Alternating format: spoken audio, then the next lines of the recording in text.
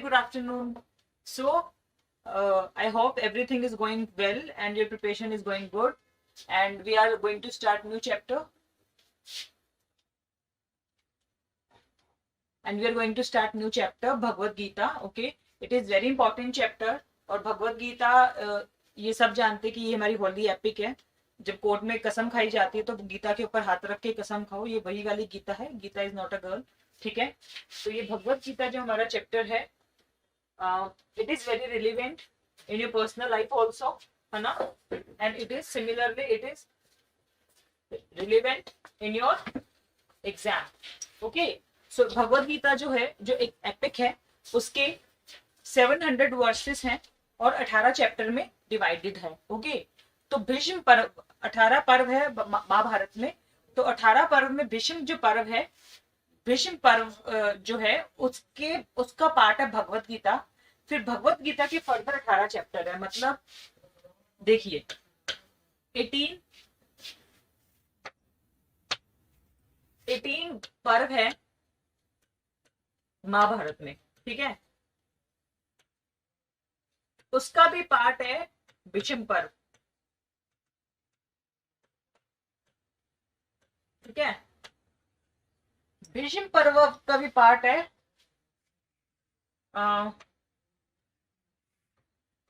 भगवत गीता, जो कि कृष्ण भगवान ने अर्जुन को सुनाई थी.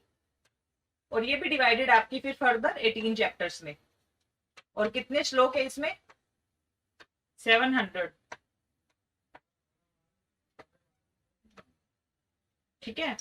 कितने वर्सेस है? 700 वर्सेस है इसमें टोटल. और कितने चैप्टर्स है? 18 चैप्टर्स है. ओके. तो भगवत गीता में 3 मेन चीजें हैं. मतलब 3 मेन योग की बात की हुई है.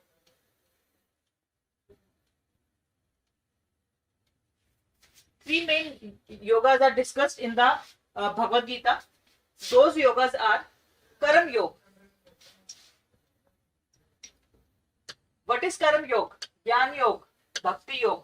Karam Yoga is doing your action. ठीक है. जब मेटेरियलिस्टिक वर्ल्ड में जो भी आप एक्शन करते हैं या स्पिरिचुअली जो आप एक्शन करते हैं, दैट इज व्हाट योर कर्म योग. एंड भगवत गीता में ये बहुत अच्छे से क्लियर है कि इन एक्टिविटी नाम की कोई चीज होती ही नहीं है. अगर इंसान सो भी रहा है तो वो अपना कर्म कर रहा है. मान लीजिए कि आपका काम है अपने परिवार का पालन करना. ठीक है. अपने परिवार को खिलाना पिलाना, उसका पालन करना.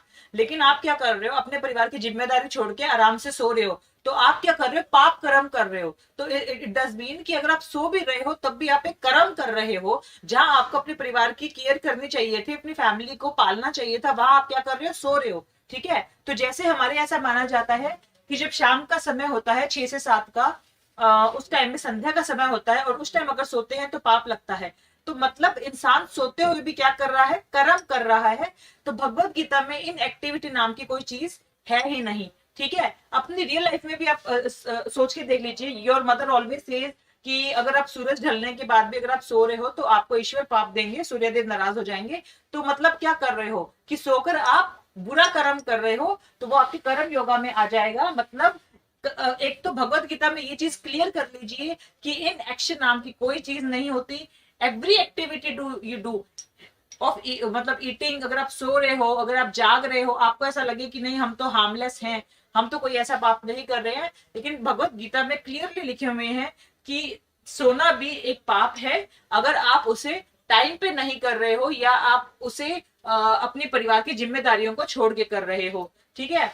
तो कर्म योग का जो सिद्धांत है वो ये बोलता है कि ऑन एक्शंस, जो भी ह्यूमन बीइंग के एक्शंस है जिसके बेसिस पे ह्यूमन बीइंग का जो मतलब नेक्स्ट बर्थ डिसाइड होता है या उसकी डेस्टिनी डिसाइड होती है, that is what, that is कर्म योगा. ठीक है. और इसका ज्ञान किसने लिया था? बाल गंगाधर तिलक ने. ठीक है. अब बात करते हैं ज्ञान योगा की. ज्ञान योग का मतलब होता है टू नो योर सेल्फ.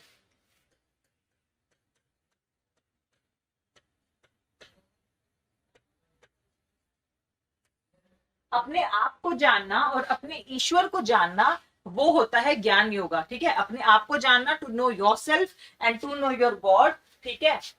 एक तो अपना ज्ञान होना, सेल्फ अवेयरनेस होना. जैसे विवेकानंद जी ने कहा था ना, सेल्फ अवेयरनेस, वैसे नो योर सेल्फ. ठीक है. और सॉक्रेट्स ने भी सेम बात बोली है, नो थाई सेल्फ, ठीक है। तो नो योर सेल्फ, एक तो ये वाली चीज, एक सोल है वो क्या है, इमॉर्टल है, इस बात को जानना और अपने भ्रम को जानने की कोशिश करना।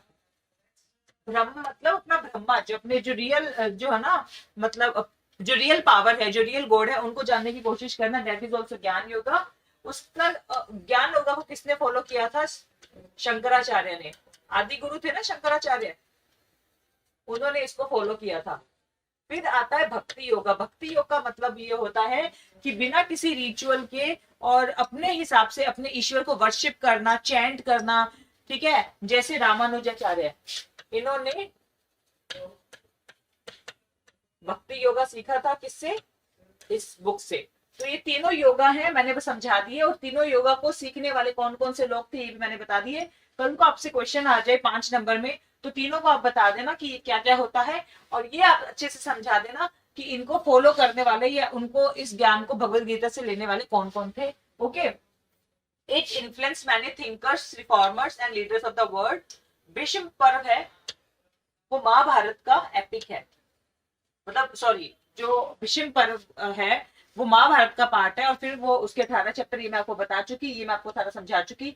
ये किस में हेल्प करता है, it resolve the moral dilemmas, ठीक है। मॉरल डिलेमास मैंने आपको बताए थे क्या होते हैं, जब इंसान की धर्म संकट की सिचुएशन आ जाती है, जैसे जैसे अर्जुन था, उसके धर्म संकट की सिचुएशन थी, बिकॉज जिनको मारना था वो उसके खुद के क्या थे, चाचा भतीजा थे, वो उसके मतलब चाचा ताऊ के बच्चे थे। तो आप अपने ही भाई बहनों को मारना, अपनी ही बहन के सुहाग को मारना, जैसे जयद्रथ था वो उन्हीं की कजन का हस्बैंड था। तो इस तरह से अपनी फैमिली को मारने की कोशिश करना या अपने गुरु को मारना, मतलब गुरु को मारना तो कितना बड़ा पाप है।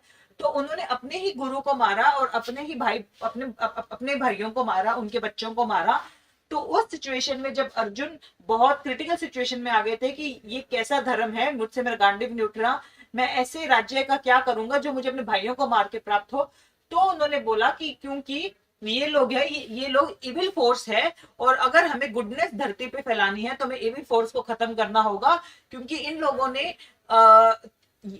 तुम्हारी वाइफ के साथ गलत करते हुए ये भी नहीं सोचा कि वो उनके भाई की वाइफ है। तो तुम्हें भी ये बातें सोचने की जरूरत नहीं है, तुम्हें डिटैच होकर, पूरे अटैचमेंट इनसे छोड़कर और सिर्फ न्याय का काम करना है, जस्टिस का काम करना है। You should take the revenge of insult of your wife, and you should take the revenge of whatever wrong happened to you, ठीक है। और ये बात कृष्ण जी ने उन्हें समझाई। तो वो धर्म संकट था, क्योंकि अपने भाइयों के लिए के खिलाफ लड़ना वॉज अ धर्म संकट। तो और अपने ही फ्रेंड्स और अपने ही गुरुजनों के खिलाफ लड़ना वॉज अ धर्म संकट, अपने दादाजी को मारना वॉज अ धर्म संकट।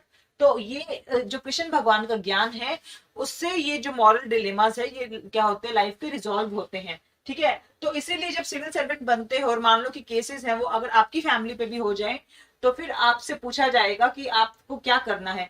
तो एथिक केस स्टडी ये बताती है कि यू शुड लीव द चीज सिचुएशन, क्योंकि जो इंसान होता है वो इतना ज्यादा उस जेनिक सिचुएशन पे नहीं पहुंचा है कि वो उस टाइम पे रियल जस्टिस कर पाएगा, ठीक है। क्योंकि जैसे हमारे बीकानेर के जो महाराज थे, गंगाधर जी थे, मतलब उन्होंने तो वो फैसला ले लिया था कड़ा कि अपने बेटे को ही उन्होंने डेथ पेनल्टी दे दी थी एक लड़की के रेप करने के चक्कर में।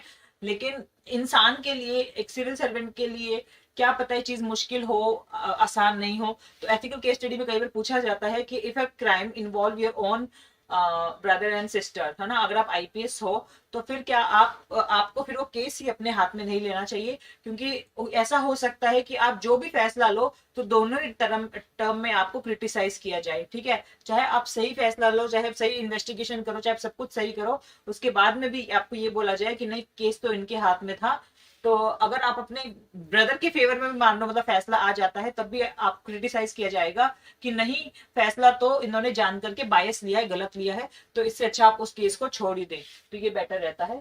ऐसा एथिकल केस स्टडी जब हम सॉल्व करेंगे तो ऐसे क्वेश्चन आएंगे, ठीक है। तो मॉरल डिलेमास को ये हेल्प करेगा, गुडनेस को सपोर्ट करेगा, नेगेटिव फोर्स को इरेडिकेट करेगा, ठीक है। फिर आता है आपका निष्काम कर्म योग। अब निष्काम कर्म योग आपका इस चैप्टर का फर्स्ट एलिमेंट है। निष्काम कर्म योग इज वेरी इंपॉर्टेंट, 5 नंबर में आपसे बहुत आराम से पूछा जा सकता है। व्हाट इज निष्काम कर्म योग? जब आप अपना कर्मा बिना किसी फ्रूट्स की चिंता करते हुए, मतलब फ्रूट तो आपको पता है कि जैसे आपका एग्जाम का रिजल्ट आने वाला है, लेकिन अगर पूरे साल अगर आप रिजल्ट का सोचते रहोगे, ठीक है, तो क्या होगा कि आप अपना कर्मा ठीक से नहीं कर पाओगे। एग्जाम में भी अगर आप एग्जाम देने बैठे हो और अगर आप वहां पे ये सोचते रहोगे कि क्या होगा अगर मेरा रिजल्ट नहीं आया, फिर मैं अनएम्प्लॉयड हो जाऊंगा, फिर मैं 1 साल तक क्या करूंगा, अगर आप इस तरह की नर्वसनेस के साथ अगर आप रिजल्ट एग्जाम देते हो तो आपका रिजल्ट, आपके एग्जाम का आना मतलब आपका एग्जाम क्या हो सकता है, खराब हो सकता है। तो कृष्ण जी ने क्या बोला, निष्काम कर्म योग, मतलब आप सिविल सर्वेंट भी बनते हो तो आपको ये कॉन्सिक्वेंस नहीं करना कि कोई पॉलिटिशियन है वो आपका ट्रांसफर करवा देंगे। जैसे खेमका जी थे, उन्होंने कोई सोचा नहीं कि पॉलिटिशियन है ये मेरा ट्रांसफर करवा देंगे, ये मेरे साथ ये कर देंगे, मेरे साथ वो कर देंगे, तो उन्होंने कहा भाड़ में जाए, मैंने तो जो करना है वो करूंगा।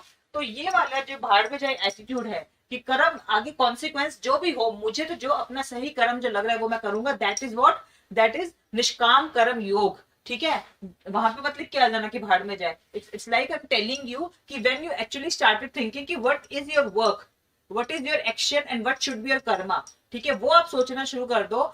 ठीक है, और you should not think what will be the fruit. ठीक है, तो आपको जो उसका फ्रूट निकलेगा, जो भी उसका कर्म का फल निकलेगा, आपको नहीं सोचना है। यू शुड ओनली थिंक कि मेरा अब इस टाइम कर्मा क्या है। जैसे आज आपका कर्मा है कि आपको भगवत गीता में चैप्टर पढ़ा है तो पूरा चैप्टर आपको पढ़ना है, तो आपको ये नहीं सोचना कि पता नहीं एग्जाम में मैं उतना अच्छा परफॉर्म कर पाऊंगा कि नहीं कर पाऊंगा, उसका क्या रिजल्ट आएगा, क्वेश्चन आएगा भी कि नहीं आएगा। ये सारी बातें सोचने का आपका कोई धर्म नहीं है। आपका धर्म सिर्फ अपना कर्म करना है। भगवत गीता वाला चैप्टर आपको ठीक से पढ़ के जाना है मेरे करवाने के बाद में। कर्मा का मतलब होता है सर्वधर्म।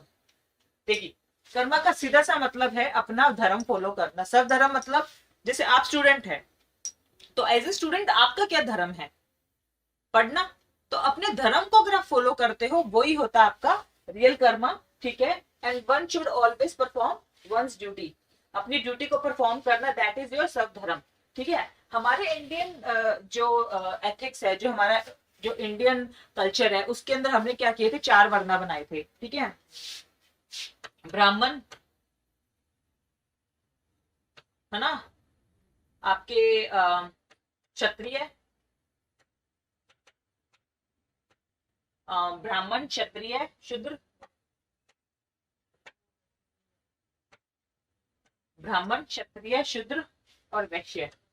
ठीक है, तो ब्राह्मणों को क्या बोला गया कि आप तो सोसाइटी में ज्ञान फैलाने का काम करो, you should teach the society, you should give the knowledge to the society. तो द्रोणाचार्य क्या थे, द्रोणाचार्य वाज अ ब्राह्मण हु टॉट क्षत्रिय। ठीक है, तो द्रोणाचार्य ने क्षत्रियों को क्या सिखाया था, द्रोणाचार्य ने क्या सिखाया था उनको, उनको पूरा का पूरा मतलब वेपन नॉलेज दिया था। ठीक है, उनको लड़ना सिखाया था, उनको पूरा का पूरा मतलब ज्ञान दिया था कि किस तरह से स्पिरिचुअलिटी क्या होती है। ठीक है, वो सारा ज्ञान उन्होंने दिया था। ठीक है, तो वो क्षत्रिय को पढ़ाते थे, वो क्या थे, ब्राह्मण थे। ठीक है, और वैसे हम बोलते हैं कि शूद्र थे उसके अंदर। तो कर्ण को क्या माना गया था, शूद्र। वैसे तो कर्ण क्षत्रिय ही थे, वो किसके बेटे थे, कुंती के बेटे थे, लेकिन उन्हें अडॉप्ट किसने किया, एक शूद्र ने किया। जब कुंती ने उन्हें पानी में बहा दिया था तो उन्हें अडॉप्ट किया था, एक शूद्र ने किया था। शूद्र कौन थे, जो लोअर लेवल पे सर्विसेज करते थे, जैसे कि एक रथ चलाने वाला। ठीक है, उस टाइम में जैसे कोई बहुत छोटा काम जिसे मानते थे वो लोग, कि जैसे रथ चलाना हो गया, ठीक है, खेती करने वाले हो गए। ठीक है, इन सबको क्या माना जाता था, इनको माना जाता था शूद्र। इनको मतलब बहुत लोअर लेवल की जो सर्विस करते थे उनको शूद्र माना जाता था। ठीक है, तो वो जो शूद्र होते थे, जैसे कुम्हार है तो कुम्हार को भी शूद्र माना जाता था। ठीक है, वो जो शूद्र होते थे वो क्या करते थे, इन उनका जो अलग काम था और वो इन वर्णों के नीचे आते थे। क्षत्रिय कौन थे, जो राजा थे वो क्षत्रिय थे। ठीक है, अब जैसे अर्जुन थे वो क्षत्रिय थे, कुंती थी वो क्षत्रानी थी। तो ये सारे के सारे जो प्रोटेक्टर थे सोसाइटी के, उन्हें क्षत्रिय बोला जाता था। ठीक है, और वैश्य कौन थे, वैश्य थे मर्चेंट। ये जो आजकल बनिया क्लास है ना, जो अग्रवाल्स है ना, महाजन है, ये सारे क्या है, ये वैश्य है। वैश्य मतलब जो मर्चेंट क्लास होती थी, कि जैसे मान लीजिए शूद्र है, जो आर्टिजन्स हैं, जो हैंडीक्राफ्ट बनाने वाले हैं, उन्होंने कोई सामान बनाया तो उनको बेचने का काम किसका होगा, मर्चेंट्स का होगा। इधर से उधर बेचना खरीदना, बैंकर्स, ये सारे मर्चेंट्स होते थे और ये होते थे वैश्य।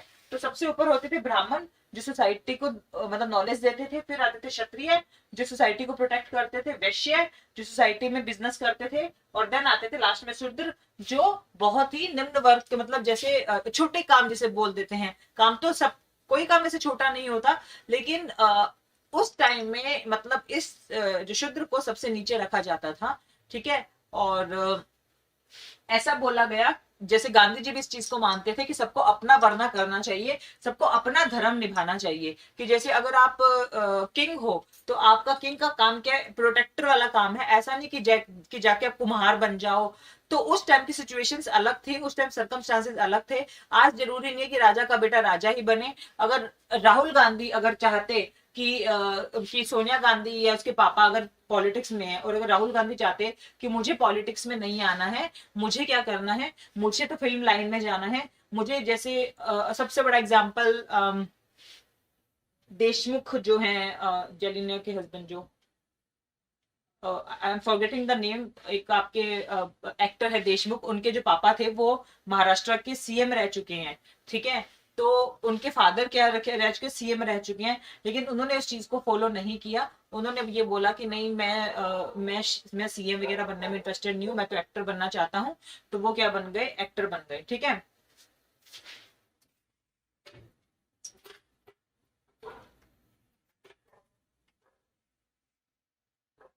ठीक है, तो ये हो गया। अब मतलब वो, लेकिन उस टाइम में ये रिजिड सिस्टम था। और फिर इन्होंने वरना तो बनाए बनाए, फिर इन्होंने आश्रम भी बना दिए। आश्रम क्या बनाए, 4 आश्रम बनाए। एक तो होता है आपकी मतलब लाइफ के 4 स्टेजेस। एक तो होता है ब्रह्मचार्य आश्रम, कि 25 साल तक आप एकदम ब्रह्मचार्य रहोगे, आप शादी नहीं करोगे, आप कोई फिजिकल कांटेक्ट नहीं करोगे किसी के साथ में, बस एकदम ब्रह्मचार्य का पालन करते हुए आपको ज्ञान सीखना है, आपको ज्ञान लेना है। उसे बोलेंगे ब्रह्मचार्य आश्रम, मतलब गुरु के पास जाके आपको ज्ञान लेना है, उसे बोलेंगे ब्रह्मचार्य आश्रम। उस टाइम पे आपको सिर्फ नॉलेज एक्वायर करने का काम करना है, अपने आप को डेवलप करना है। जब आप उस स्टेज पे डेवलप हो जाओगे तो फिर आपका आएगा सेकंड स्टेज, वो होगा आपका गृहस्थ आश्रम। गृहस्थ आश्रम में क्या करना है, आपको आपके बीवी बच्चे जो भी आपकी फैमिली है उसको आपको सर्व करना है, उनको खिलाना पिलाना है। जैसे आप क्षत्रिय हो तो 25 साल की उम्र तक आपने फिर पढ़ाई की, फिर उसके बाद में क्या किया, आपने अपना राज्य संभाल लिया, ठीक है। तो अभी भी यही होता है कि अपने पहले स्कूल एजुकेशन अपनी 24-25 तक कंप्लीट करके फिर अपने नौकरी करने लग जाते हैं, है ना, जॉब करते हैं। तो उन्होंने आश्रम इसमें डिवाइड कर दिया। फिर उसके बाद में आपकी आती है थर्ड स्टेज, ठीक है। ये देखिए, उस थर्ड स्टेज को हम बोलेंगे वानप्रस्थ आश्रम। थर्ड स्टेज देखो, आपकी पहली स्टेज क्या हो गई, आश्रम थी, गृहस्थ आश्रम, ठीक है, गृहस्थ नहीं सॉरी ब्रह्मचार्य आश्रम। आप क्या कर रहे हो, ब्रह्मचार्य का पालन कर रहे हो, ठीक है। फिर आपका गृहस्थ आश्रम आ गया। थर्ड स्टेज आपकी क्या हो गई, पहली ब्रह्मचार्य हो गई, सेकंड गृहस्थ हो गई, तीसरी ब्रह्मचार्य, और तीसरी आ गई आपकी वानप्रस्थ। फिर आपकी आ गई संन्यास। देखिए मतलब क्या हुआ, ये माना जाता था उस टाइम पे कि इंसान 100 साल तक जीता है, ठीक है।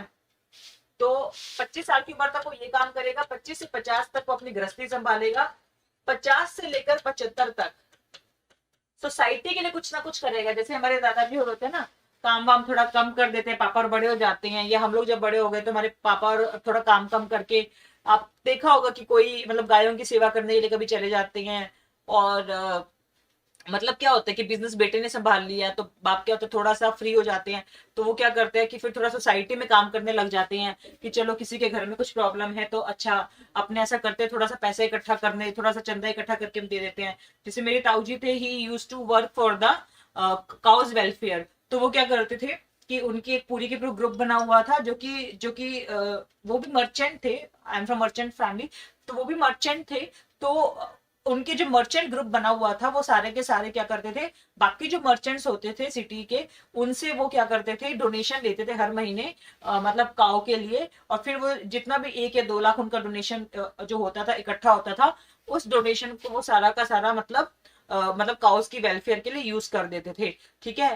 तो ये क्या होता था, ये this is the part of your वानप्रस्थ आश्रम। जब आप सोसाइटी के लिए काम करना शुरू कर दीजिए तो दैट इज योर वानप्रस्थ आश्रम।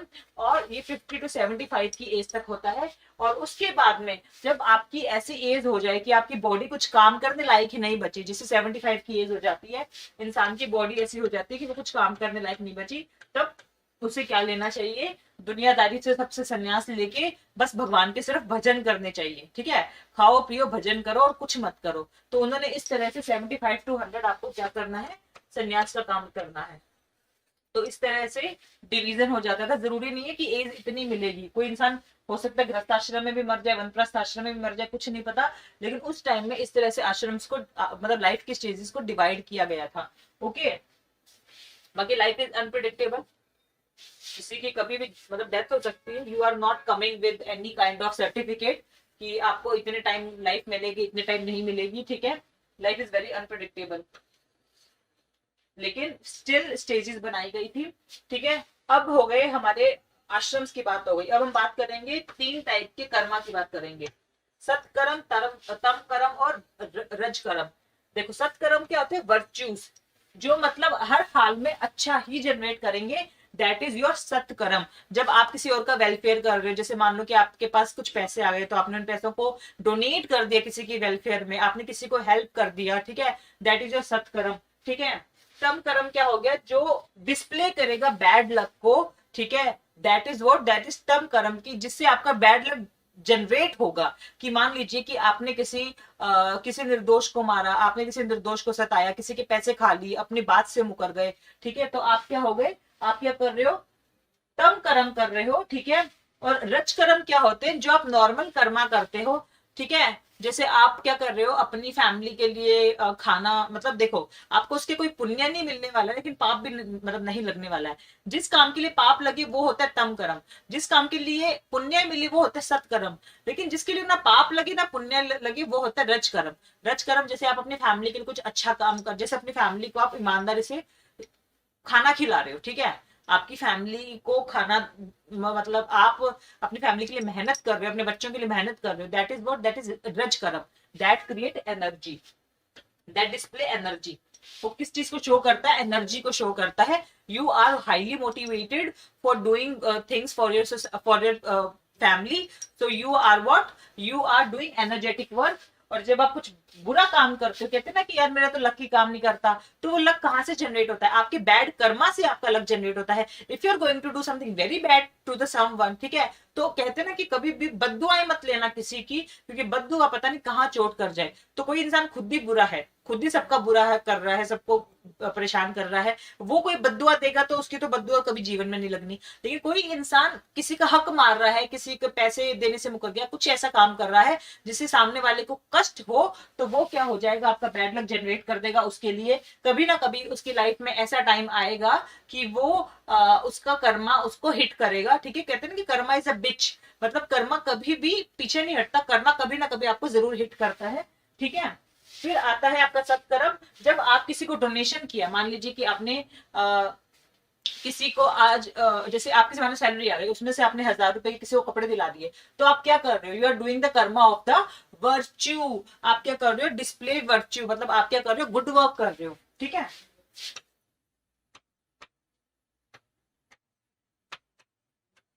गुड वर्क कर रहे हो, दैट रिप्रेजेंट द वर्च्यूज। ठीक है, तो ये गुड वर्क जो होगा आपका, फिर आपकी लाइफ में क्या करेगा, आगे आपको आगे हेल्प करेगा। कहते हैं ना कि अच्छे कर्म पता नहीं कहाँ आगे आ जाए, तो कहते हैं कि अब इंसान को पैसे कमाने से ज्यादा दुआएं कमाने पे कंसंट्रेशन करना चाहिए, तो वो दुआएं पता नहीं आगे कहाँ काम आ जाती है जहां पैसा काम नहीं आता। ठीक है, तो that is what, that is your सत्कर्म। ओके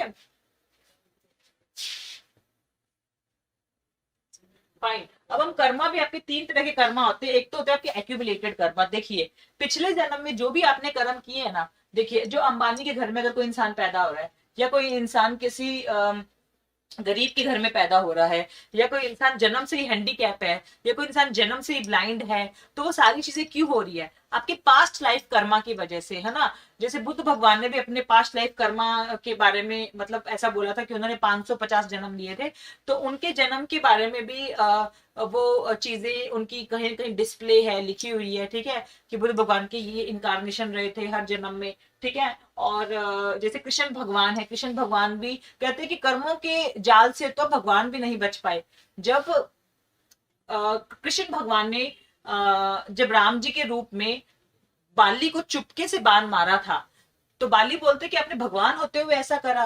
तो उन्होंने बोला कि सर्कमस्टांसेस ऐसे थे कि मुझे ऐसा करना पड़ा, लेकिन क्योंकि कर्मा तो मैंने किया है ना, मैंने बुरा कर्म किया है, तो मैं अगले जन्म में ये होगा कि मैं कुछ कर रहा हूँ और तू मुझे चुपके से बाण मारेगा। नेक्स्ट जन्म में क्या हुआ, जब कृष्ण भगवान महाभारत का युद्ध करवाकर थक गए एकदम और जंगल में जाकर बैठ गए, ध्यान करने लगे, तो एक आदमी आया और शिकारी, और उन्होंने मतलब उनको लगा कि कोई मतलब ध्यान करके जब वो पानी पीने गए तो उन्हें लगा कि कोई जानवर है जो कि पानी पीने आया है, तो उन्होंने वहां से तीर चला दिया, कृष्ण भगवान के पैरों में वो तीर लगा और कृष्ण भगवान की डेथ हो गई। तो उस टाइम जब उन्होंने सॉरी बोला कि मेरी वजह से आपको कष्ट हुआ, तो उन्होंने बोला कि नहीं, पिछले जन्म में मैंने तुझे चुपके से तीर मारा था झाड़ी के पीछे से, इस बार तूने मुझे झाड़ी के पीछे से तीर मारा है, तो वो हमारा कर्मा का लेन देन अब खत्म हो गया। तो कर्मा के हिसाब से तो जब भगवान नहीं बच पाए, तो कहते हैं इंसान कुछ भी नहीं कर सकता, कि आप कितने ही भगवान का नाम जप लो, कुछ भी कर लो, लेकिन जो आपके एक्यूमुलेटेड कर्मा है, अगर आपने पिछले जन्म में कुछ बहुत बुरा किया है, किसी को बहुत कष्ट दिया है, तो वो एक्यूमुलेटेड कर्मा आपको बहुत डायरेक्टली हिट करेंगे, और चाहे वो बीमारी के तौर से आपको आपसे निकल जाए। मान लीजिए कि आपने गलत तरीके से पैसे कमाए थे, तो इसलिए कहते हैं कि ब्राइबिंग, करप्शन कभी नहीं करना चाहिए, क्योंकि जो गलत तरीके से कमाए हुए पैसे होते हैं ना, वो बहुत ही बुरी तरह से आपकी हार्मनी लेकर चले जाएंगे, आपकी हेल्थ लेकर चले जाएंगे, ठीक है। वो कैसे ना कैसे करके गलत तरीके से निकल जाएंगे वो पैसे, और इस तरह से बैड कर्मा, जो पिछले जन्म में अच्छे बुरे कर्म एक्यूमुलेट होते हैं, वो होते हैं हमारे एक्यूमुलेटेड कर्मा, ठीक है। और वो हमें इस लाइफ में भी कहते हैं ना कई बार कि पता नहीं यार मैंने क्या पाप किए, मेरे साथ ऐसा हो रहा है, मैंने तो इस जन्म में ऐसा कुछ किया ही नहीं। जैसे मैं एग्जाम्पल देती हूँ, मतलब गांधारी का, गांधारी ने पूछा था कृष्ण भगवान से कि मुझे अपने 100 जन्म याद है, 100 जन्म में मैंने कोई पाप नहीं किए, तो मैंने ऐसा कौन सा पाप किया कि मेरे 100 के 100 बच्चे मर गए, है ना, मतलब मेरे 101 बच्चे मर गए, मतलब उनकी बेटी भी तो मरी थी ना। तो उन्होंने बोला, कृष्ण भगवान ने बोला कि आपको अपने 100 जन्म याद है, आपको अपना 101वां जन्म याद नहीं है। आपने उस जन्म में क्या किया था, चलती हुई चींटियों को मार दिया था उनकी माँ के सामने, कि उस चींटी के 101 बच्चे थे, आपने उनकी माँ के सामने मार दिया था उन्हें, तो इसीलिए आपके सामने आज आपकी औलादे मर गई है। तो इसीलिए कहते हैं कि कभी किसी जीव को भी दुख मत दो, जान करके उसको मारो मत, पाप हो जाए, गलती हो जाए तो उसके लिए माफी मांगो, लेकिन जान करके किया हुआ पाप की तो कोई माफी भी नहीं है, ठीक है। तो इसीलिए एक्यूमुलेटेड कर्मा चाहे अच्छा बन के आए चाहे बुरा बन के आए, it's going to help you और डिस्ट्रॉय यू, ओके। फिर आता है आपका डेस्टिनी कर्मा। अभी जो आप प्रेजेंट बर्थ में या प्रेजेंट में जो आप कर रहे हो ना, आपका जो प्रेजेंट बर्थ मतलब अभी तक जो आप कर चुके हो, अभी तक जो आप कर चुके हो, ठीक है, वो आपकी डेस्टिनी क्रिएट करेंगे। मान लीजिए कि आपने आरएस के लिए पढ़ाई की ही नहीं, 1 साल आपने सारा वेस्ट कर दिया, आपने पढ़ाई की ही नहीं, तो आपकी डेस्टिनी क्या होगी, आप फेल हो जाओगे। That is your destiny Karma, क्योंकि आपने जो अपना प्रेजेंट जो आपने पूरा अपना बहुत खराब बनाया, और आपने क्या किया, पढ़ाई अच्छे से नहीं की, ठीक है। तो फिर क्या होगा, आपका डेस्टिनी कर्मा क्या होगा, मतलब जो बर्थ के शुरू होते ही जो शुरू हो जाता है, ठीक है, वो आपकी फिर आगे डेस्टिनी बनाता रहता है। कि जैसे एक 12 साल तक के बच्चा जो भी करता है उसको तो चलो पाप पुण्य में कुछ में नहीं गिना जाएगा। उसके बाद में क्या होता है कि मान लो 13 साल का हो गया, 14 साल का हो गया, वो जो भी पाप पुण्य कर रहा है वो उसकी फिर डेस्टिनी बनाने लग जाते हैं, ठीक है, वो कर्मा उसकी डेस्टिनी बनाने लग जाते हैं, ठीक है। उसके बाद में आता है मतलब उसकी डेस्टिनी, कहते हैं ना कि जन्म कुंडली से पूरा जन्म लिखा जाता है इंसान का, कि पूरे जन्म में उसके साथ में क्या क्या होने वाला है, वो सारा जन्म कुंडली से ही पता लग जाता है। क्योंकि जब वो पैदा होता है उसके बाद से उसके कर्मा साइकिल शुरू हो जाती है, और उस टाइम में वो जो फ्यूचरिस्टिक होता है, फॉर्चुनर होता है, वो पूरी की पूरी उसकी कहानी लिख देता है कि इसके साथ ये होने वाला है। तो वो क्या लिखता है, उसकी डेस्टिनी लिखता है कि ये बच्चा लाइफ में ये करने वाला है, ठीक है। अपकमिंग कर्मा, जो कर्मा आप अभी कमा रहे हो, जैसे आज मैं पढ़ा रही हूँ, ठीक है, अगर मैं किसी बच्चे को जाके फ्री में पढ़ा रही हूँ तो वो मेरे लिए पॉजिटिव निकलेगा। अगर मैं किसी को अपने पैसों से किसी की जाके हेल्प कर रही हूँ तो वो मेरे लिए पॉजिटिव निकलेगा। तो इस तरह से ये मेरे हो जाएंगे अपकमिंग कर्मा, जो मेरे आगे आने वाले कर्मा है, Karma earn in the current birth, ठीक है।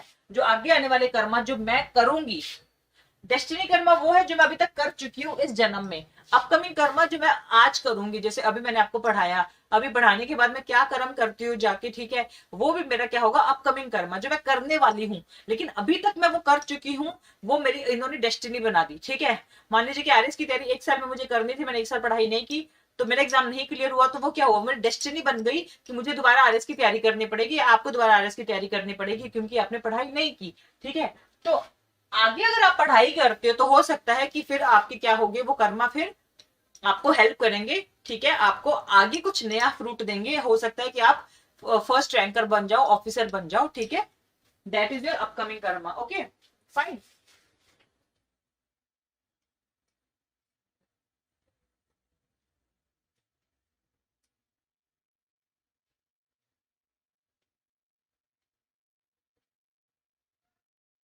सो we are done with it. हमने कर्मा पूरा पढ़ लिया। अब हम पढ़ेंगे, हाँ, एक चीज और, कि जैसे एक सिविल सर्वेंट होता है, उसे कभी भी कर्मा का जो क्रेडिट है वो खुद को नहीं लेना चाहिए। ठीक ठीक है, कर्मा का क्रेडिट कभी खुद को नहीं लेना चाहिए। अगर जैसे मान लीजिए कि आप एज अ आईपीएस ऑफिसर होते हुए आपने किसी का एनकाउंटर कर दिया, लेकिन वो जरूरी भी था, लेकिन आपको ये नहीं सोचना चाहिए कि अरे मैं तो मर्डरर हूँ या ये हूँ। आपको आपका उस टाइम वो कर्मा था, तो उसका आपको क्रेडिट नहीं लेना। ये आपने किसी को क्या किया, पॉलिसी अगर आपने कुछ नई क्रिएट कर दी, जैसे उस टाइम मनरेगा आई थी, तो मनरेगा जिसने भी बनाई थी उनका बहुत ही अप्रिसिएशन हुआ था। ठीक है, 2005 के अंदर मनरेगा आई थी, तो मनरेगा पॉलिसी बनाने वाले सिविल सर्वेंट का बहुत अप्रिसिएशन हुआ था, लेकिन उन्हें फिर भी क्या है, क्रेडिट नहीं लेना है, क्योंकि उन्होंने सिर्फ अपना कर्मा किया है ना। आपकी मम्मी है, आपकी मम्मी आपके लिए खाना बनाती है, तो आपकी मम्मी के पूरे दिन गाती है, मैं तेरा खाना बनाया, मैं बहुत महान हूं, मैं ये हूं, मैं हूं। नहीं, वो उनका कर्मा है जो कि कर्मा कर रहे हो। आप अपने माँ बाप के पैर दबाते हो तो आपके महान हो जाओगे? नहीं, आपने अपने माँ बाप के प्रति कर्मा किया है। ठीक है, अब बात आती है स्थित प्रज्ञा की। स्थित प्रज्ञा क्या चीज है?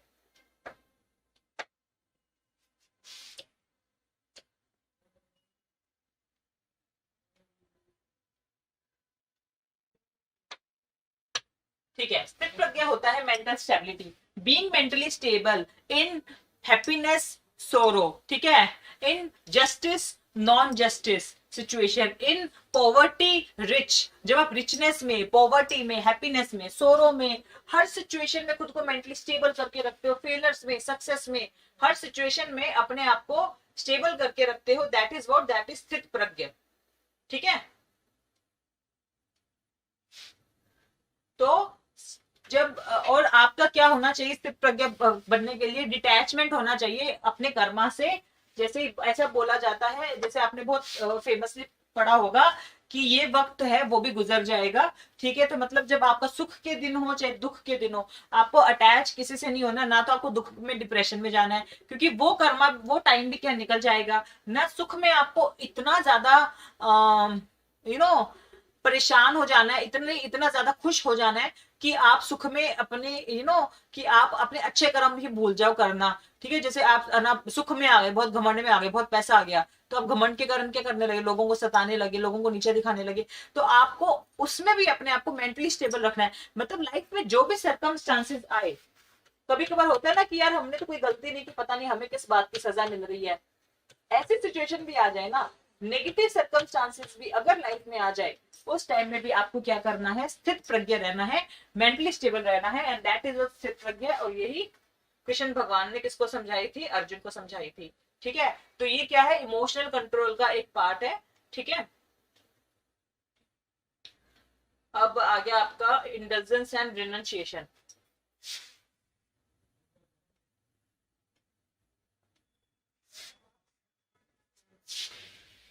इंडल्जेंस क्या होता है, दुनियादारी में बहुत ज्यादा घुल जाना एकदम। रिनंसिएशन क्या होता है, बिल्कुल ही दुनियादारी को छोड़ देना। ठीक है,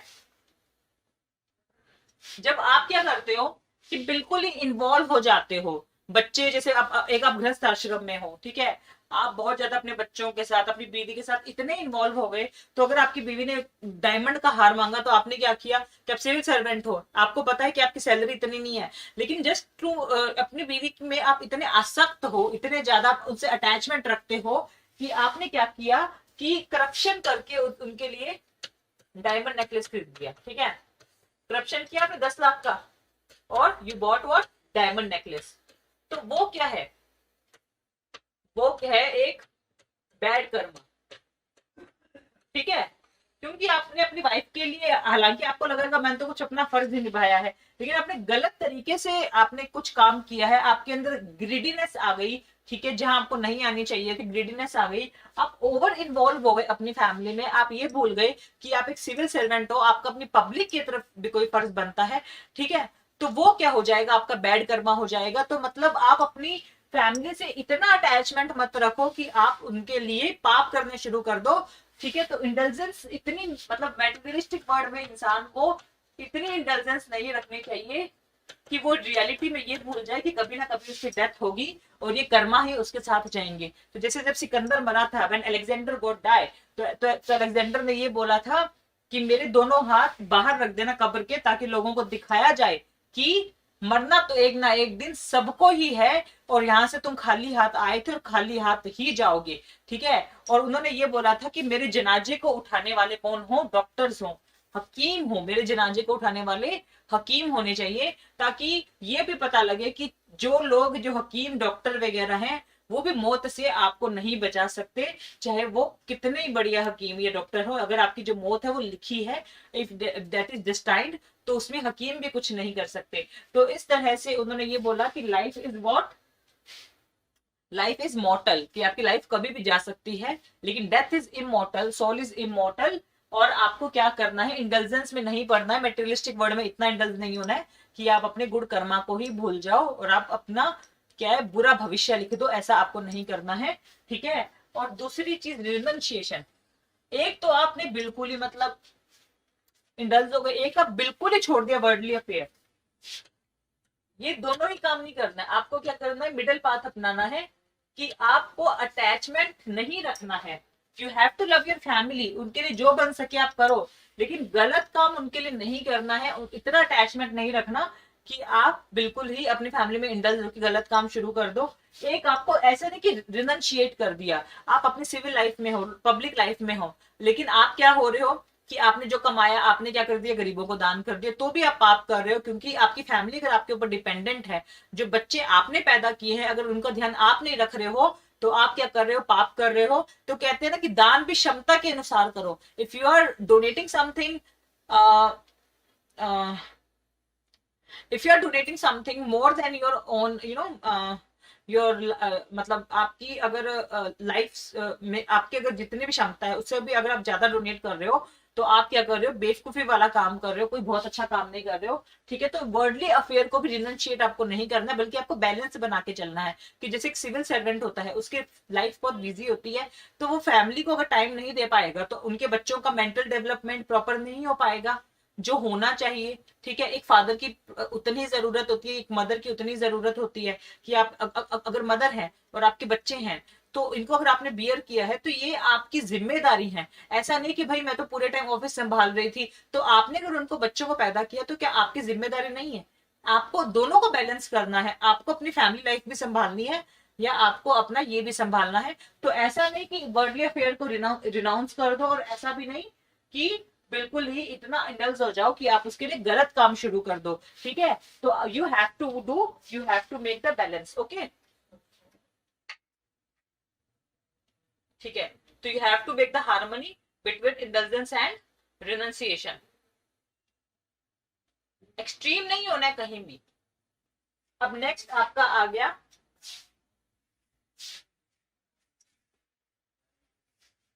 आपदा धर्म। आपदा धर्म क्या होता है, देखिए, जब नेशनल डिजास्टर आ जाता है, ठीक है, आपके जो फौजी है, फौजी का काम क्या है, फौजी का वर्क है सिक्योर करना देश को, लेकिन जब डिजास्टर आ जाता है, वही कमांडो, डिजास्टर आ गया, कुछ वायलेंट सिचुएशन आ गई, तो वही कमांडोज भाग के आती है और देश को क्या करती है, डिजास्टर्स में हेल्प करती है। जैसे उत्तराखंड में जो डिजास्टर आया था, तो उन लोगों, वो लोग क्या करते थे कि ह्यूमन ब्रिज बना लेते थे, जिनके ऊपर से लोग उनके फिर ऊपर से निकलते थे। तो इस तरह से वो क्या कर रहे थे, आपदा के अंदर जो अपना धर्म निभा रहे थे, दैट इज व्हाट आपदा धर्म, ठीक है। मान लीजिए कि कोई आप किंग हो, ठीक है, मान लीजिए आप किंग हो, ठीक है, लेकिन सिचुएशन ऐसी आ गई है कि आपको, आपकी पूरे जो पूरा राज्य है पूरा बाढ़ में डूब गया है, तो आपके सामने लोग मर रहे हैं, तो आप ये थोड़ी कहोगे कि नहीं मैं तो किंग हूँ, मैं क्यों जाके वो मतलब मैं क्यों रथ चलाऊं, मैं तो किंग हूँ, मेरा काम थोड़ी मतलब रथ चलाना है। अब जैसे कृष्ण भगवान थे, he was king of Dwarka, लेकिन उन्होंने ये नहीं सोचा कि नहीं मैं क्यों रथ चलाऊं, लेकिन उनको ऐसा लगा कि अभी अर्जुन मेरा दोस्त है, उसको जरूरत है कि मैं उसको सही मार्ग दिखाऊं, मैं उसका रथ चलाऊं, तो ही डिड दैट, है ना। कि आपदा जहां आपको अपने धर्म के बियॉन्ड भी कुछ धर्म करना पड़े, that is what, that is आपदा धर्म, ठीक है। अब जैसे मैं नाम भूल रही हूँ, लेकिन एक भाई थे, दुर्योधन के ही भाई थे, ठीक है, वो उनके स्टेप ब्रदर थे, विचित्र वीर कुछ शायद नाम था उनका, है ना। तो ही वॉज स्टेप ब्रदर, लेकिन जब उन्होंने बोला कि जब उन्होंने ये चीज देखी कि द्रौपदी का चीरहरण हो रहा है, उनकी भाभी की इंसल्ट हो रही है, तो he went against his own brother, और उन्होंने बोला कि भैया ये रोको, ये चीज गलत है, और वो वहां से उठ के चले गए वहां से, ठीक है। तो उन्होंने क्या अपना आपदा धर्म निभाया, कि मतलब उस टाइम में जब सिचुएशन बहुत खराब हो गई थी, तो उन्होंने अपना आपदा धर्म निभाया, ठीक है। ये मतलब कि खराब सिचुएशन में अपने अपने कर्म के बियॉन्ड दूसरा कर्मा करना, दैट इज आपदा धर्म। कि कभी कभार किंग को भी हल भी जोतना पड़ता है, दैट इज ऑल्सो आपदा धर्म, ठीक है।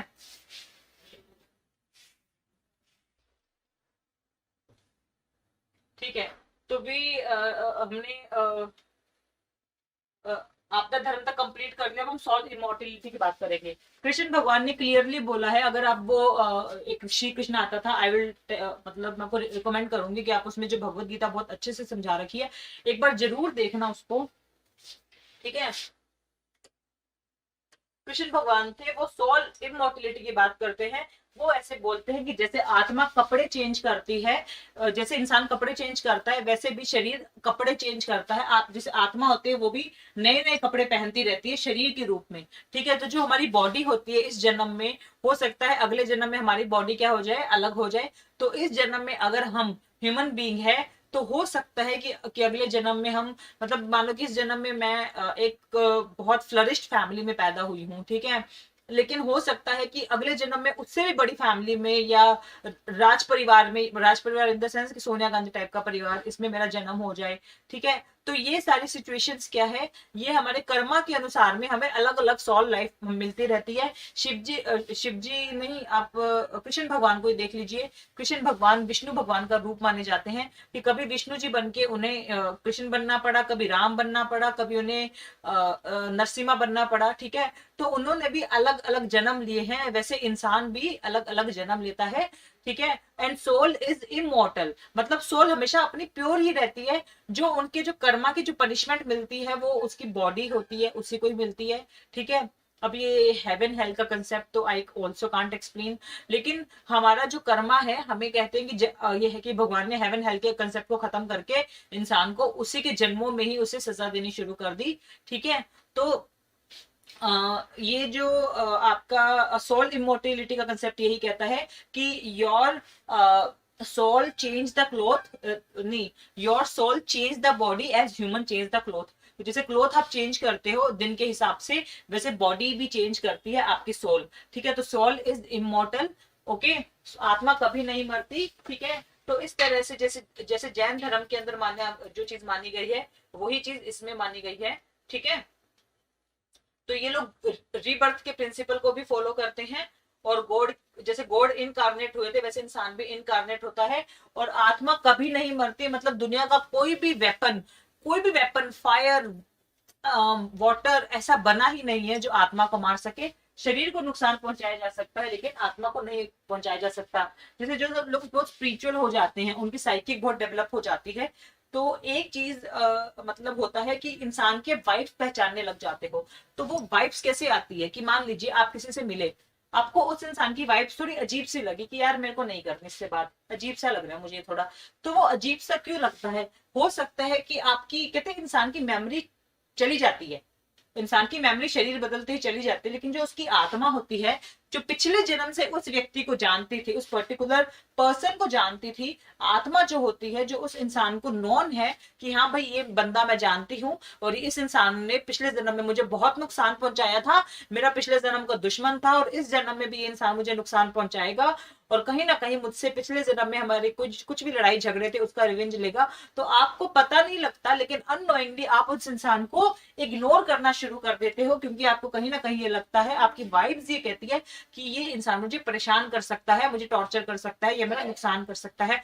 तो वो जो वाइब्स है ना, वो जो वाइब्स है वो क्या है, वो वाइब्स का जो कंसेप्ट है ना, वो सोल का कंसेप्ट है कि जो आपकी सोल होती है वो इमोर्टल होती है।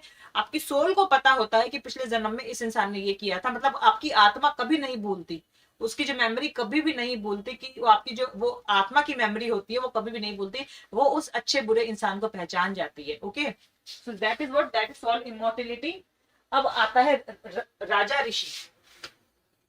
राजा ऋषि का कंसेप्ट क्या कहता है, देखिए क्लियरली भगवत गीता ये बोलती है कि एक जो राजा होता है उसके अंदर दो चीजें होनी चाहिए, किंग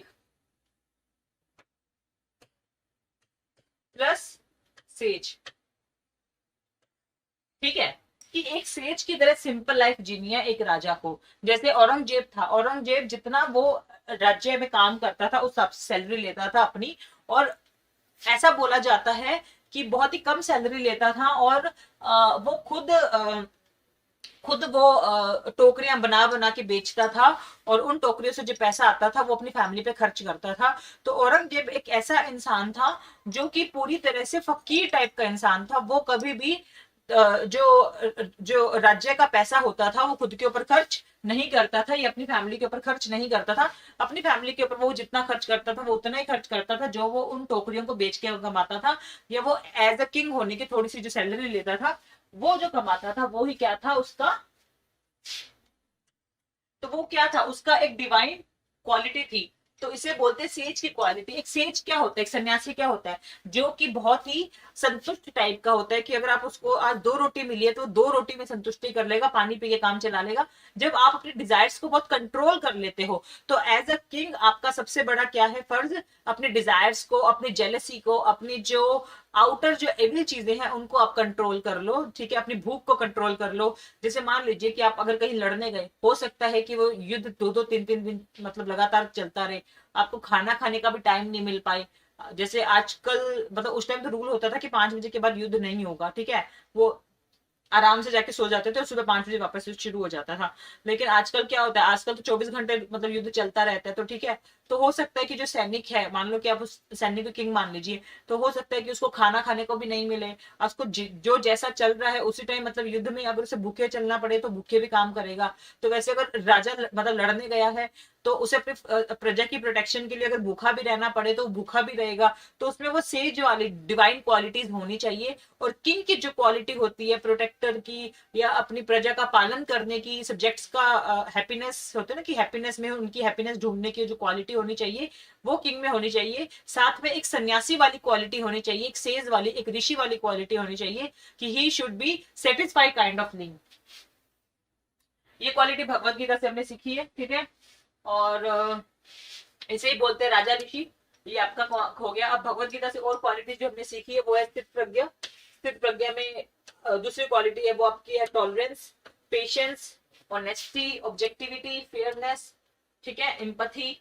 ठीक है, टॉलरेंस क्या होती है कि किसी चीज को सहन कर जाना। किसी ने आपके साथ बुरा किया लेकिन आप उस सिचुएशन में चुप रह गए, तो आपने क्या कर लिया, सहन कर लिया। हो सकता है कि आपका जो बदला है वो आपका ईश्वर ही ले ले। ठीक है, पेशेंस की आपके साथ आपका रिजल्ट नहीं आ रहा है, लोग आपको बुरा भला बोल रहे हैं, लेकिन आपने अपनी परसिवरेंस को नहीं छोड़ा, अपने पेशेंस के साथ अपना रिजल्ट पे काम करते रहे, दैट इज योर पेशेंस। ठीक है, ऑनेस्टी, ईमानदारी से जो आप काम कर रहे हो। जैसे अगर आपने सोचा है कि आज आप 1 घंटे सिर्फ और सिर्फ हिंदी पढ़ोगे, आप कुछ मतलब आप मोबाइल से 1 घंटे बिल्कुल नहीं चलाओगे, तो आप क्या कर रहे हो, खुद से ईमानदारी या बेईमानी कर रहे हो। ऑब्जेक्टिविटी, ऑब्जेक्टिविटी का मतलब क्या हुआ, ऑब्जेक्टिविटी का मतलब हुआ कि जो चीज हर सिचुएशन में, मतलब अगर आपने कोई फैसला ले, डिसीजन लिया है, तो आपके दिमाग में प्रेजुडिस नहीं होना चाहिए। उस ऑब्जेक्टिव, उस पर्टिकुलर सर्कमस्टांस में क्या जरूरी है। मतलब जैसे उस पर्टिकुलर सिचुएशन को देखते हुए कि क्या जरूरी है, ऑब्जेक्टिव जो फैसला लेते हो बिना किसी सब्जेक्टिव माइंड के।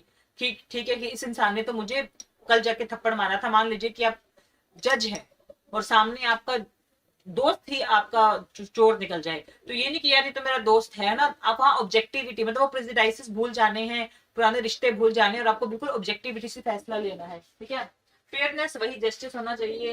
एम्पैथी क्या होता है, मैंने बोला था किसी और के शू में अपना पैर डाल के देखो।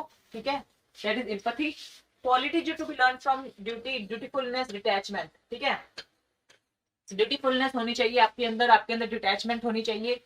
कोई भी काम कर रहे हो आप, आपकी ड्यूटी है भी करना, आपका कोई उस काम से अटैचमेंट नहीं होना चाहिए, भावुक नहीं होना, इमोशनल नहीं होना उस काम के लिए। ठीक है, एक होता है आपका लोक संग्रह, आपसे 2 मार्क्स से क्वेश्चन में लोक संग्रह पूछा जा सकता है। तो पब्लिक वेलफेयर है, पब्लिक सर्विस है, कंपैशन है, डेडिकेशन है। ठीक है, ये आपकी क्वालिटीज जो है आप लोक संग्रह से सीख सकते हैं। तो लोगों का भला करना। ठीक है, लोक संग्रह मतलब लोक का मतलब क्या होता है, लोग। ठीक है, लोगों के लिए काम करना, that is public welfare, public के लिए सर्विस करना। कंपैशन क्या होता है कि काइंडनेस के साथ काम करना, कि मान लीजिए कि आपके यहाँ पे कोई कचरा बीनने वाला है, उसकी मान लीजिए कि ऐसा हो गया है कि उसकी जो उसकी वाइफ की बहुत तबीयत खराब है, तो आप क्यों, क्या आपको काइंडनेस होनी चाहिए और आप आगे सरकार से रिक्वेस्ट कीजिए या आप अपने डिपार्टमेंट वालों से रिक्वेस्ट कीजिए कि कुछ पैसे इकट्ठे करके उसकी वाइफ को हेल्प करे, या आप सरकार को पत्र लिखिए। तो आपने काइंडनेस होनी चाहिए अपने सब्जेक्ट्स के लिए। ठीक है, एक आता है डेडिकेशन, कि आप में डेडिकेशन होना चाहिए। वही एक चीज को याद रखने की आपको एक तो बैलेंस बना के चलना है फैमिली लाइफ के साथ में, एज अ सिविल सर्वेंट आप हो तो आपको बैलेंस बना के चलना है। उसके साथ में आपको डेडिकेशन भी रखना है कि जो भी काम कर रहे हो आपको डेडिकेशन रखना है। जैसे आप पढ़ाई कर रहे हो तो आपको पढ़ाई में भी डेडिकेशन होना चाहिए, 14 घंटे वाला। ठीक है,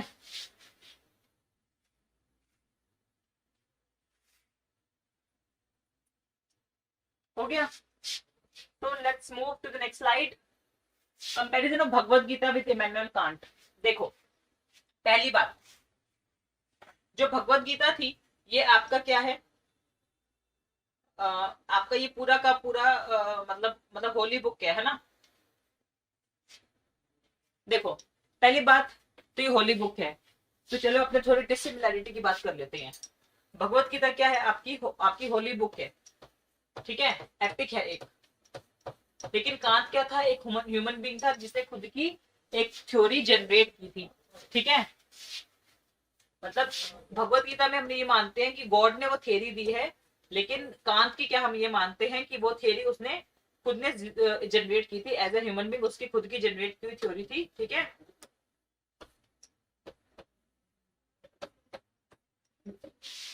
ठीक है, तो ये हो गई उनकी डिसिमिलैरिटी, पहले डिसिमिलैरिटी हो गई। फिर जो कांत था वो बहुत मतलब रिजिड था, वो ये कहता था जो आपका फर्ज है तो आपका फर्ज है, आपको कॉन्सिक्वेंसेस पे ध्यान नहीं देना है, जो मर्जी कॉन्सिक्वेंसेस आए। कि मतलब अगर द्रौपदी चीर हरण के लिए दुर्योधन ने दुशासन को बोल दिया, तो उसका फर्ज, जो भाई का फर्ज है ना वो है। अब दुशासन को, चाहे दुशासन मतलब अगर चीर हरण कर रहा है तो दुशासन पापी नहीं है। मतलब ऐसा कांत ये मानता है कि आपने तो ड्यूटी की है ना, चाहे उसका कोई भी रिजल्ट आए। तो कांत ने ये चीज बोली है, तो वो बहुत रिजिड था। लेकिन भगवत गीता जो दुशासन का पाप है उसे गलत मानती है, और वो बोलती है नहीं, फ्लेक्सिबिलिटी, कि अगर आपको आपका भाई भी गलत काम करने के लिए बोले तो आप गलत काम नहीं करोगे। जैसे विभीषण था, उसने गलत काम नहीं किया चाहे कोई उसे कुछ भी बोला। ठीक है, ये क्या है, मोरालिटी बेस्ड ऑन गॉड। ये तो प्रैक्टिकल, जो उसके लाइफ के प्रैक्टिकल एग्जाम्पल थे, उससे उसने जो थियरी बनाई थी वो थी कांत की थियरी। ये है मोरालिटी, जो गॉड ने जो मोरालिटी बताई है उसके बेसिस पे लिखी हुई है। That is what, that is your dissimilarity. Okay,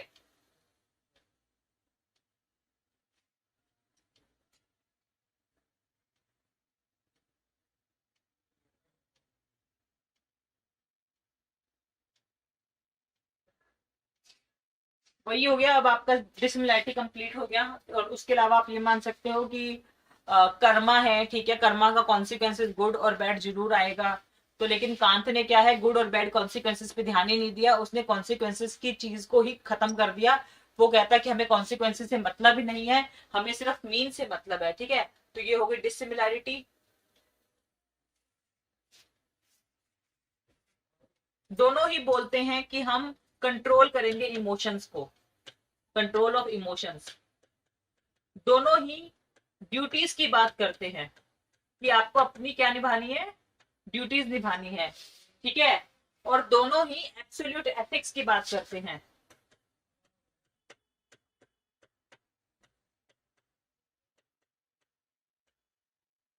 मतलब कि देखो, गीता के अंदर मीन और कॉन्सिक्वेंसेस दोनों हैं, है ना। एब्सोल्यूट एथिक्स जो है वो आपका फिर आपका आपका मीन में आ जाएगा कि आपका क्या मीन होगा जो भी आपका कर्म है।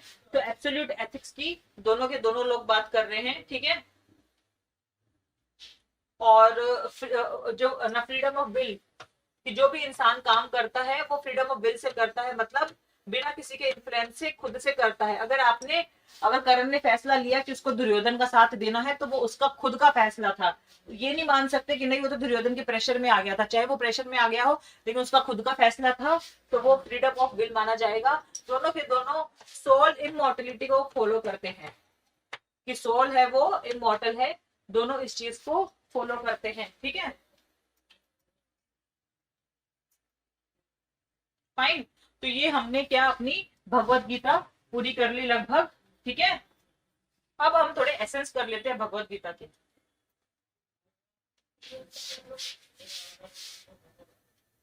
देखिए, एक तो प्लेजर एंड वर्क, आपको भगवत गीता ये सिखाती है कि आपको अपने प्लेजर और वर्क को बैलेंस कर चलना है, ओके।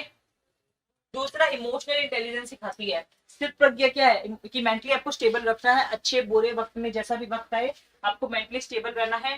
फोकस्ड, मतलब अपने फ्रूट से डिटैच होके आपको फोकस्ड रखना है। जैसे आपके एक आईएएस थे, सेकंड रैंक आई थी उनकी, I am forgetting the name, शायद उनका नाम अंकित था। तो हाँ, तो उन्होंने ये चीज बोली थी कि मैं सिर्फ अपने टेस्ट देने पे ध्यान रखता था, मेरा जो काम था मेरा ये था कि कल सुबह मेरा टेस्ट है, मुझे ये भी नहीं पता था कि परसों क्या करना है, मुझे ये पता था कि मैंने रात को टाइम टेबल बनाया है सुबह टेस्ट देने का, तो मैं सुबह टेस्ट दे देता था, अगले दिन की भी मैं खबर नहीं रखता था। मैं बस रोज का मेरा शेड्यूल पूरा हो रहा है कि नहीं हो रहा। अगर मेरा शेड्यूल रोज का पूरा नहीं होता था 8 घंटे पढ़ने का, मतलब मान लो कि मेरे को एक टॉपिक कंप्लीट करना है तो आज वो पूरा नहीं हुआ, तो मैं सारी रात उसको चाहे मैं पढ़ूंगा, चाहे मैं अगले दिन 3 घंटे नींद कम ले लूंगा, पर मैं 90% अपना सिलेबस पूरा करके सोता था।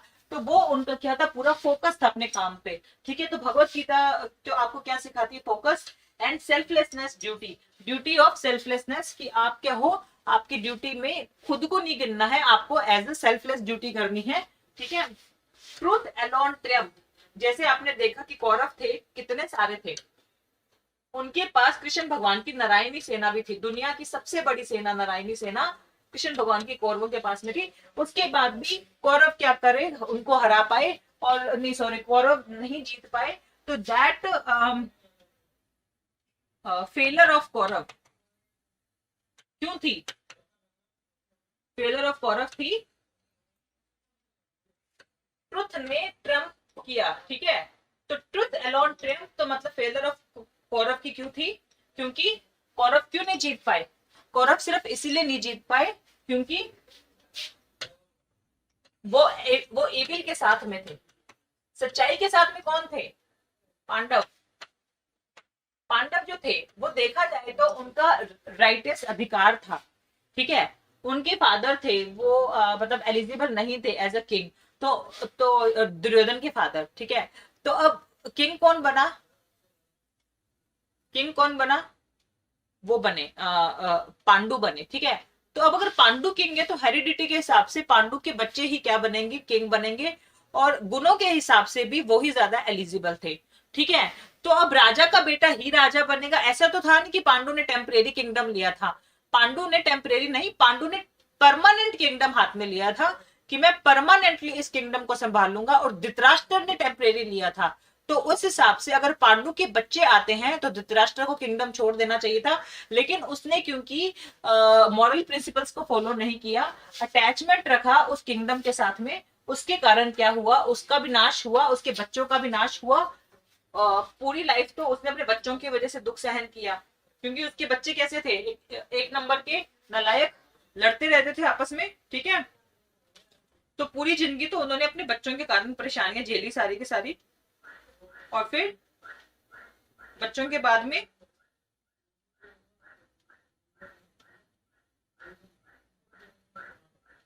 ठीक है, बच्चों के बाद में बच्चों की फिर जब उनके बच्चों को अच्छी परेशानी, क्योंकि जो दुर्योधन था बहुत परेशान करता था, फिर जब बड़ा हुआ तब उसने और ही अलग कांड किए द्रौपदी के साथ में किया, जो भी किया उससे धृतराष्ट्र बहुत परेशान हुआ। फिर उसके बाद में क्योंकि उसने अटैचमेंट कर लिया था अपने किंगडम से, जबकि उसे अटैचमेंट नहीं करना चाहिए था। किंगडम किसका था? पांडु का ही माना जाना था, क्योंकि वो एक एलिजिबल नहीं था, तो उस हिसाब से हेरिडिटी के हिसाब से उसके बच्चे भी एलिजिबल नहीं है, और उसके बच्चे उसके गुणों के हिसाब से तो वो एक्चुअल में एलिजिबल थे भी नहीं, लेकिन उसने अटैचमेंट रखा गलत जगह पे, इसीलिए ऐसा हो गया, ठीक है। और एब्सोल्यूट एथिक तो आप समझ ही गए हो, जब आप कॉन्सिक्वेंसेस की फिक्र ही नहीं करते, सिर्फ मीन की फिक्र कर रहे हो, लेकिन उसका जो एब्सोल्यूट एथिक था वो थोड़ा रिजिड था। किसका? कांत का। कि अगर द्रौपदी का चीर हरण भी हो रहा है तो हमें मतलब नहीं है, इसका कॉन्सिक्वेंसेस अगर द्रौपदी का चीर हरण भी होके आता है तो हमें मतलब नहीं है, लेकिन उसने ये बोला कि नहीं होना, तो मतलब क्या करना है आपको? राइटियस ही रहना है, हर टाइम पे आपको राइटियस ही रहना है, ठीक है। तो एब्सोल्यूट एथिक्स को दोनों ही फॉलो करते थे, दोनों ये बोलते थे कि हमें फ्रूट की फिक्र नहीं है, ठीक है। और उसका थोड़ा प्रिंसिपल रिजिड था और इनका प्रिंसिपल थोड़ा फ्लेक्सिबल था, ठीक है। आई होप आप सब कुछ समझ गए हैं, और मैं ये मान रही हूँ कि हमने भगवत गीता बहुत अच्छे से कर लिया है। 2 नंबर का 5 नंबर क्वेश्चन भगवत गीता से जरूर आएगा, हो सकता है कि आपसे ये बोल दे पूरा 10 नंबर के क्वेश्चन में कि भगवत गीता के ये जो 5 एलिमेंट्स है उनको एक्सप्लेन करो, और ये जो कर्म योगा है और एसेंस है भगवत गीता का वो आप एक्सप्लेन करो, हो सकता है ये भी आपसे पूछ लिया जाए। सो आई एम वेरी पॉजिटिव कि जो भी मैंने आपको पढ़ाया है वो पूरा आपकी माइंड में अच्छी तरह से चला गया है। अब हम अगला कंसेप्ट हमारा शुरू करेंगे इमोशनल इंटेलिजेंस का। इमोशनल इंटेलिजेंस कंप्लीट करने के बाद में public private relationship. Okay, so I hope you are going to do very well. Okay, so thank you so much.